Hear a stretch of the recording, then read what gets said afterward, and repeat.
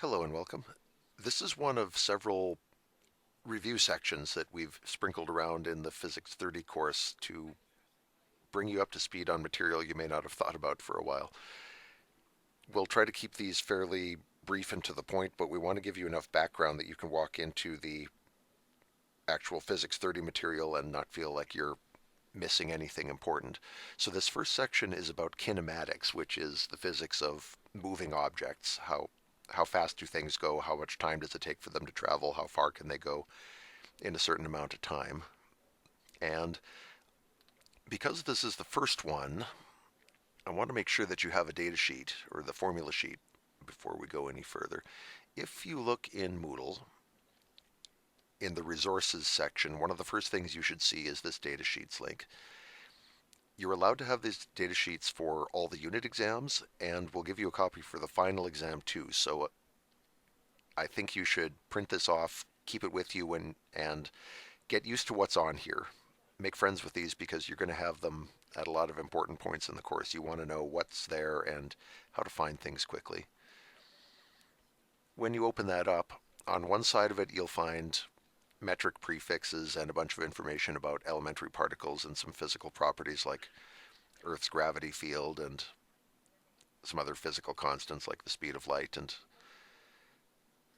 elementary charge. And on the other side, a big collection of formulae. And the very first section, sure enough, is kinematics. They give 8 formulae in here, and 2 of them at the bottom are for circular motion, which we're going to get into later. So I would say do not worry about those 2 just yet. The 6 above those, though, are definitely keepers. I find this one not essential. I've always been able to find ways to work around this and not need it, but I mean, it's on the sheet, so you might as well. There's no reason to ignore it. It's better to know it than not know it. And in the very top corner, they give you, this is pretty much the first kinematics formula that most people learn. Velocity, your speed, equals the distance you traveled divided by the time it took. So if you went 100 meters in 5 seconds, this formula says you could do 100 meters divided by 5, and you'd find that your velocity was 20 meters per second. So that's all great. We'll be using that plenty. And if you multiply this formula by t on both sides, of course, those t's cancel. And this is actually the form that it's usually written in. Distance equals velocity times time. How far you can go equals how fast are you times how much time do you spend traveling. So using this and a few of the others, I'm going to go through a couple of examples on the next few pages just to get you a general idea how these look, and then there will be a couple other videos in which I do a ton of examples using these again, so you can see a variety of tricks and assumptions and shortcuts that we use to get stuff done with the kinematics formulae. So let's get in there and play a little. A car travels at 30 meters per second for 4 seconds, then slows to 10 meters per second and continues for 6 more seconds. Okay, so this is 2 problems in one, if you will. There's 2 intervals here. At first, car's going fast, 30 meters per second, and it does that for 4 seconds. So our velocity is 30 and the elapsed time there is 4. Then everything changes. The speed suddenly drops down to 10 meters per second, and it spends 6 seconds doing that. And we have this formula that says distance equals velocity times time, or it's v equals d over t on the other page, but if you manipulate it, you'll get this, and you'll find, I know I'm going to say this most of the time because this is the form I learned it in. We can find the distance over each of these intervals. In the first interval, the distance was v times t, so it's 30 meters per second times 4 seconds, comes out to 120 meters. Over the next interval, distance is vt again. Our velocity is 10 now. The elapsed time was 6, so we covered 60 meters there. So if they ask how far did it travel overall, it went 120 meters and then it went another 60 meters, so our D total is 180. If you want to use subscripts for these, as I often do, you could call this distance 1 and distance 2 just to keep them organized. And then we have our total distance, which is 180. If they ask for an average speed, well, we have this formula that says your velocity is distance divided by time, and you might be thinking, how could they ask that? We already have velocities. But this is just for the first interval, and this is just for the second interval. If you want an average velocity or an average speed for the entire trip, then you have to use the distance for the whole trip divided by the time for the whole trip. So if we want like a V total, or a V for the entire trip, we have to use the total distance, which is 180 meters, divided by the total time, which was 4 seconds here, 6 seconds here, total of 10 seconds. 180 divided by 10 gives us 18 meters per second. So even with one formula, you can do a lot with a case like this where you have the first period driving fast, second period driving slow, and then you can evaluate the whole trip using that same formula and get numbers that apply to the entire trip.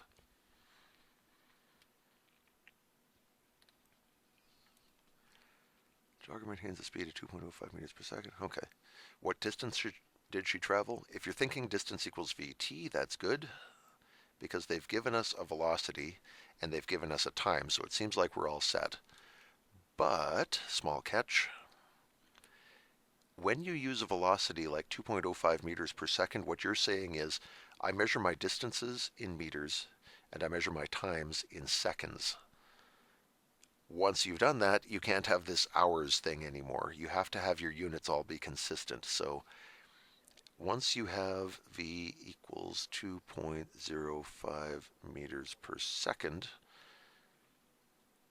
when we get a time, we need our time to be in seconds, which means this 1.25 hours is not going to work for us.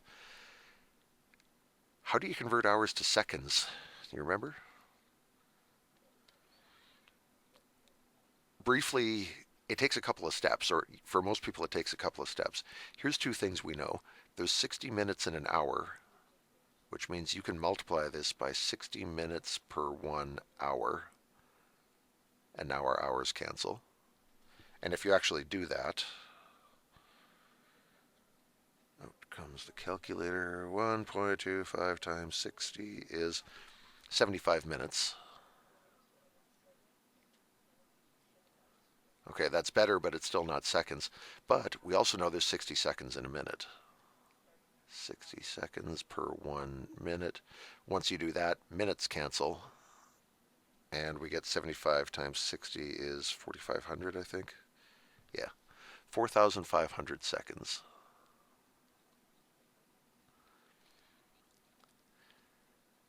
So, the time, they gave it to us in hours, but 4,500 seconds is actually what we're going to use. Now we're in good shape because this is in meters and seconds. This is also in seconds. We can now calculate a distance. Distance will be V times T in seconds, and times 2.05. I get 9,225 meters. If you want to turn that into kilometers, you could divide it by 1,000 because it takes 1,000 meters to make a kilometer, and you get 9.225 kilometers. If you're thinking about significant digits, that's good. I'm ignoring them for the moment, and when I get to the end, I'm going to go back through and quickly do all the significant digits, but I don't want them distracting us while we're trying to learn kinematics. So, right, still the same basic formula, just make sure that your units are all in sync before you start up. Okay, new thing. A ball is dropped from the roof of a building. So, we're up here. We throw a ball, it's going to go like that, fall faster and faster, and eventually hit the ground. When you drop or throw something on Earth, gravity pulls it downward. and that makes it accelerate. It picks up speed. In these other two problems, we had one velocity, and it was good for an entire interval because it never changed. Here, your velocity is going to start out at 0 when the ball's in your hand, and then it's going to go slow, fast, faster, fastest as it drops. And the acceleration you get when you drop something on Earth is given here, acceleration near Earth, 9.81 meters per second squared. Anything that doesn't have wings or a parachute that's just airborne on Earth is going to fall at 9.81 meters per second squared, meaning every second it will speed up by 9.81 meters per second. So that's its acceleration. We know its distance is 32 meters. It's going to start up here and fall a total distance of 32 meters. And they're saying, how long will that take? What time do we have here? Well, one of the formulae on our sheet, oh, there we are. One of the good ones is this. Distance equals your initial velocity times time plus 1/2 at squared.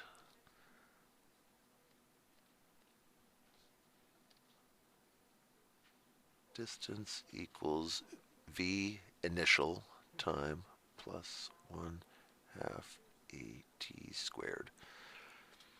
We're trying to find this, or sorry, we know the distance, it's 32 meters. We're trying to find this time. Now that time appears in two different places, which isn't great, but that won't be too big a deal, as we'll see in a moment. Vi is the initial velocity, which they don't seem to have given us, but they actually did, because they used the word dropped. To drop something means to hold it still and then let it go so that it falls. And so when you see the word dropped, that means your initial velocity was 0. Okay? If they say thrown, no good. That means to throw something means you give it some velocity, it's moving as it comes off your hand. Drop means it starts stationary and then slips out of your fingers and starts to move. So the word dropped justifies us using this. So if we fill in what we have in our formula, we've got our distance is 32 equals the initial velocity is 0 times t plus 1/2 9.81 and t squared. Now 0 times t is just 0, so that disappears. And we get our distance is 32 equals 1/2 times 9.81 times t squared. Half of 9.81 is 4.905. You'll have that memorized in a week because it comes up a lot. If we're trying to solve this for t, we want to divide both sides by 4.905. If we divide by that amount on both sides, on the right the 4.905s cancel. And that leaves us with, let's see, 32 divided by 4.905. I get 6.524 equals t squared. And we don't want t squared, we want plain old t, so we have to get this square off here. What's the opposite of squaring something, or how do you unsquare something? Remember these? If you square root both sides, you'll get, on the left you do the square root of that number and you get 2.554. And on the right you just get t. So, answer to the first question, it will take 2.554 seconds for this ball to hit the ground. How fast is it moving as it hits the ground? Well, coming back to here, there we are. Oh, where is it? This would work. Vf squared equals Vi squared plus 2AD. There's also a version of this one that would work wonderfully. Maybe I'll show you that afterwards, but let's go with the one that's on the sheet first. Vf squared equals Vi squared plus 2AD. I'm hurting for space a little bit, so I'm going to compact this. Nope, not that.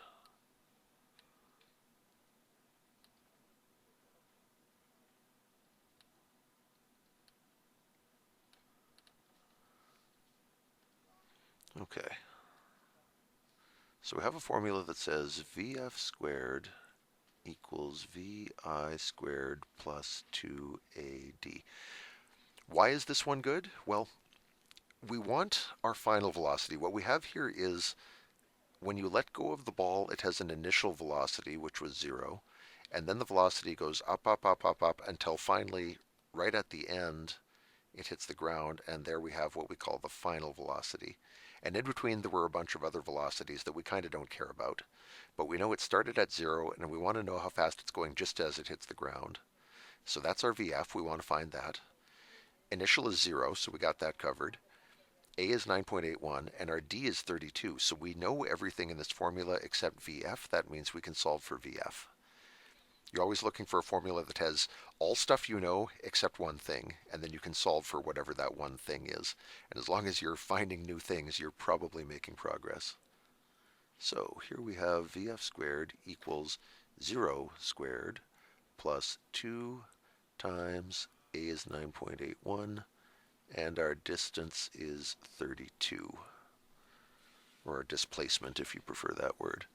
So VF squared is 2 times 9.81 times 32. I get VF squared is 627.84. And again, if I want the square off of it, I can square root both sides, and I get the final velocity is 25.06 meters per second.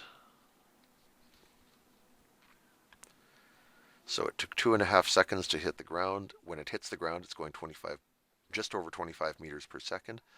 And the last thing we ask is, what's its average velocity? Remember, we had a formula that said velocity is distance over time. We can still use that here. And if you want the average velocity for the entire fall, that means this better be the distance for the entire fall, and this better be the time for the entire fall. The distance they gave us, it's 32 meters. And the time we found was 2.554 seconds. So 32 divided by 2.554, I get 12.53 meters per second for an average. It starts out slower than that. It starts out at 0. It ends up going faster than that, and not surprisingly, the average is somewhere in the middle. Fair enough? Okay, cross-country race. Okay, 2 people moving now. And the person you're trying to catch is 81 meters ahead of you at 6 meters per second. So you're faster than them, which means you should catch them eventually. The question is, how long will it take? Can you catch them before something happens, like they get to the finish line before you? How do we use this 81 meters? You're back here, and your arch nemesis is up here.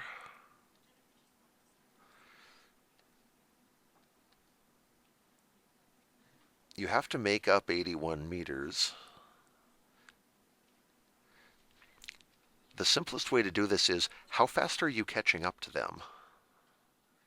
Every second, they go 6 meters, and you go 7.5. You're covering 1.5 meters per second more than them.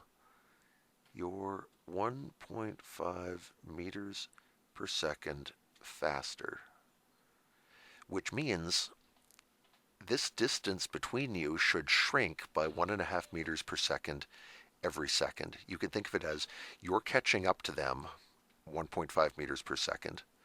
You're both moving, but more importantly, you're cutting the distance between you at 1.5 meters per second.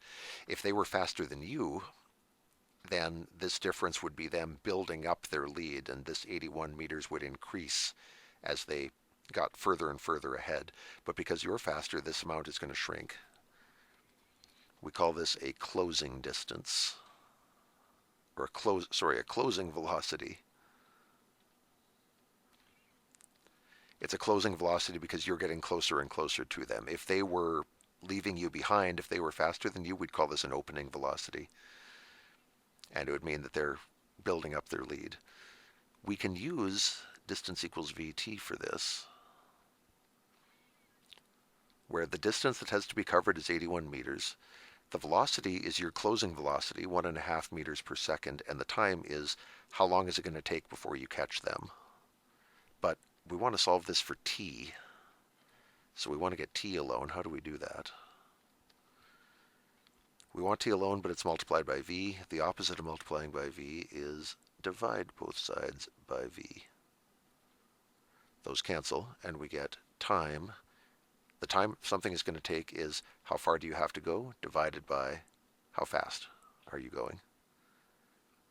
That's 81 meters divided by 1.5 meters per second, and from that we get 54 seconds. If you hold that pace for 54 seconds and your opponent holds their pace for 54 seconds, you will have caught up to them. Okay, so still the same old formula, but the closing velocity thing is a little bit new.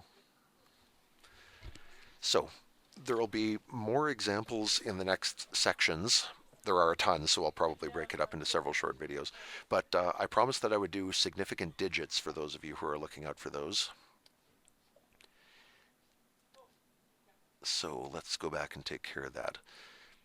This time, to find it, I used these two numbers, which have two significant digits, and so their difference also does. This has two sig digs. Everything in this problem has two sig digs, actually, so this one's at first is pretty dull. That's 54 seconds. Here, let's see. To calculate this time, I used the 32.0, which has 3 sig digs. 9.81 also has 3 sig digs, so this time really should only have 3 sig digs. I should have cut that to 2.55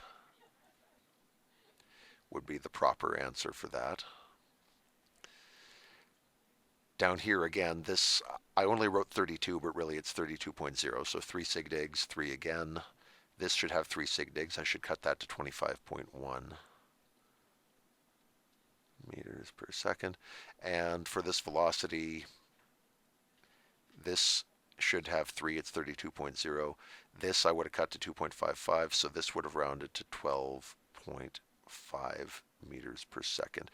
Now remember, it's good to carry a gazillion decimal places in your calculator when you're finding these answers, but when you get to the end, when you're presenting them, that's when you should trim them down, just once at the end. This is all 3 sig digs, so I'm probably okay here.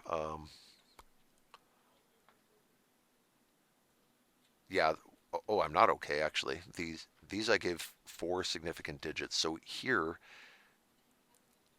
let's do this one first because it's easier. If I cut this down to 3 sig digs, I should say 9.23 kilometers.